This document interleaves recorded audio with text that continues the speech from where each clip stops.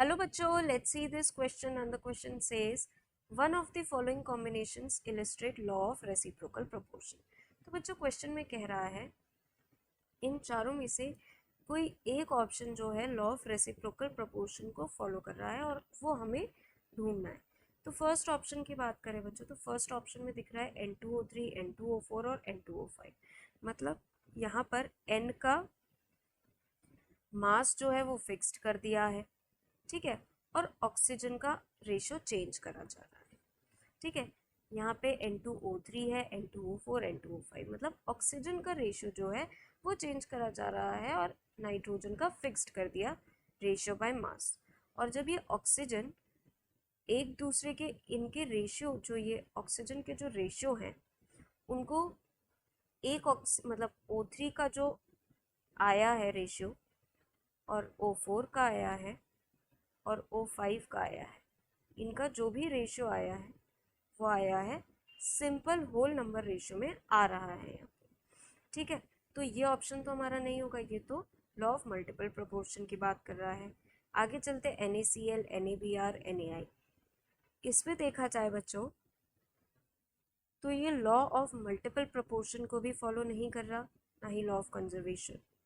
Law of conservation of mass को तो देखिए, law of conservation of mass की स्टेटमेंट नहीं बोल पा रहा है ये, तो law of conservation of mass भी नहीं होगा। Law of multiple proportion reciprocal proportion की बात करें तो ये लॉ ऑफ रेसिप्रोकल प्रोपोर्शन भी नहीं है। ये सिंपली है कि अगर NaCl की बात करें या फिर NaBr या फिर Na की बात करें तो कोई भी केमिकल कंपाउंड है और अगर वो सेम एलिमेंट मतलब NaCl है तो वो हमेशा सेम एलिमेंट बाय मास से ही कंबाइन करेंगे, उनका रेशियो हमेशा ही सेम रहेगा, कभी बदलेगा नहीं, ठीक है। अगर इनको अलग अलग देखा जाए तो ये लॉ ऑफ कांस्टेंट प्रोपोर्शन के हैं बट लॉ ऑफ रेसिप्रोकल के नहीं है। ये भी बात करें CS2, CO2 और SO2 की, अगर इसमें बच्चों इसमें ऑक्सीजन O2 को अगर हम फिक्स्ड कर दें, इसका मास फिक्स कर दें और जब ये सेपरेटली C से और S से कंबाइन करता है तो यहाँ बनाता है CO2 और यहाँ बनाता है SO2, ठीक है। और CO2 और SO2 बनाता है, यानी कि मान लीजिए CO इसका रेशो आ रहा है X, इसका आ रहा है Y, ठीक है। और जब ये CS2 फॉर्म होता है ये बराबर आएगा X:Y के, ठीक है। मान लीजिए ये फॉर एग्जाम्पल ये एग्जैक्टली ऐसा होता नहीं है, Z:X और Z:Y के, ठीक है। यहाँ पे Z, X और Y की कुछ कुछ वैल्यू होती है। तो देखिए ये Z:X है, ये Z:Y है।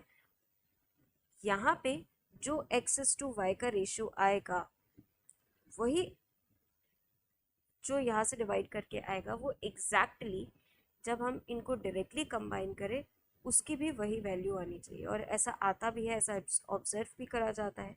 तो C ऑप्शन हमारा करेक्ट होगा। D ऑप्शन की बात करें, इतने में तो ये बच्चों पता लग रहा है कि ये लॉ ऑफ कांस्टेंट प्रोपोर्शन या डेफिनाइट प्रोपोर्शन को फॉलो कर रहा है, ठीक है। और यहाँ पे देखा जाए बच्चों, यहाँ पे लॉ ऑफ कांस्टेंट प्रोपोर्शन, ये लॉ ऑफ मल्टीपल प्रोपोर्शन को फॉलो कर रहा है, ये लॉ ऑफ कांस्टेंट प्रोपोर्शन को फॉलो कर रहा है, ठीक है। तो हमारा फाइनल आंसर बच्चों क्या निकल के आएगा? Option number C। I hope all of you understood very well. Thank you and best of luck.